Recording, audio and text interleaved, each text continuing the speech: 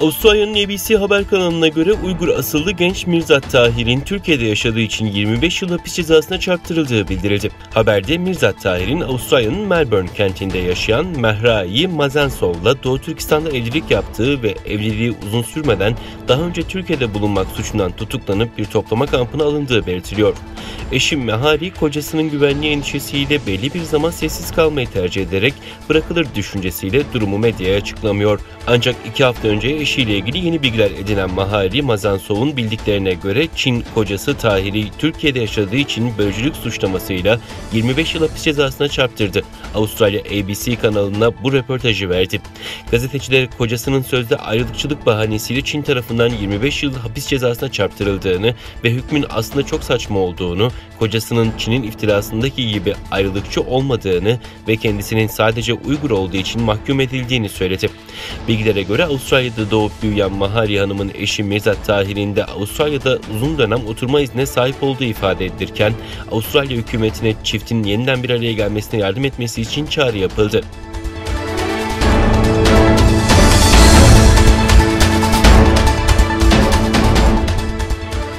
Çin hükümeti İngiltere'de meclisin Uygurlara yönelik uygulamaları soykırım olarak tanıdığı karara sert tepki göstererek İngilizler kendi sorunlarıyla ilgilensin açıklaması yaptı.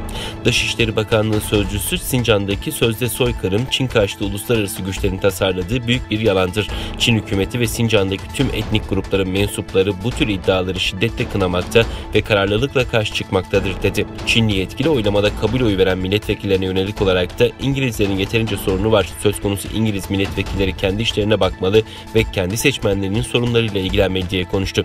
İngiltere parlamentosunda 22 Nisan akşam geç saatlerde kabul edilen kararda Uygurların insanlığa karşı suç ve soykırıma maruz kaldığı ifadesi yer alıyor.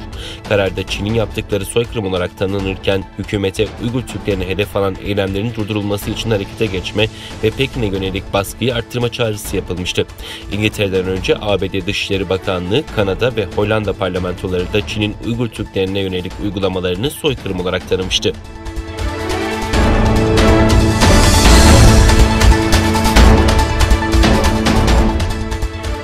Voice of America'nın haberine göre Çin ordusunun Japonya'ya yönelik bir siber saldırıya karıştığı iddia edilirken Japon yargısı olayın ayrıntılarını araştırmaya başladı.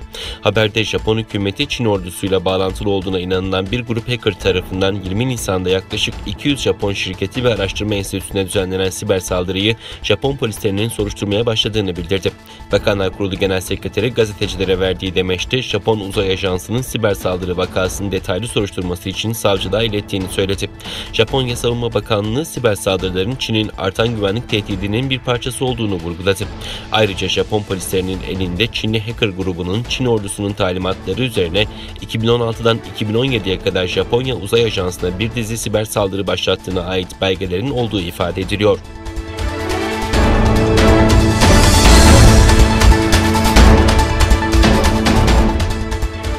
Cumhurbaşkanı Recep Tayyip Erdoğan'la ABD Başkanı Joe Biden ilk kez telefonda görüştü. İki lider NATO zirvesinde görüşmek üzere anlaştı. Beyaz Saray'dan bugün yapılan açıklamada Başkan Joe Biden dün Türkiye Cumhurbaşkanı Recep Tayyip Erdoğan'la görüşmüş ve işbirliği yapılan alanların arttırıldığı ve anlaşmazlıkların etkili bir şekilde yönetildiği yapıcı ikili ilişkilere duyduğu ilgisini iletmiştir ifadesine yer verildi.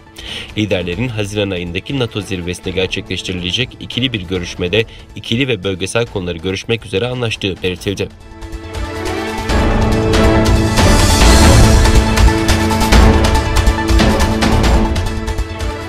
Rusya Devlet Başkanı Vladimir Putin, yabancı ülkelerin dostça olmayan eylemlerine karşı tedbirlerin alınmasıyla ilgili kararlar imzaladı. Kremlin Sarayı'nın internet sayfasından yayınlanan karara göre Rusya'ya karşı dostça olmayan eylemlerde bulunan ABD ve diğer yabancı ülkelere yönelik tedbirler açıklandı.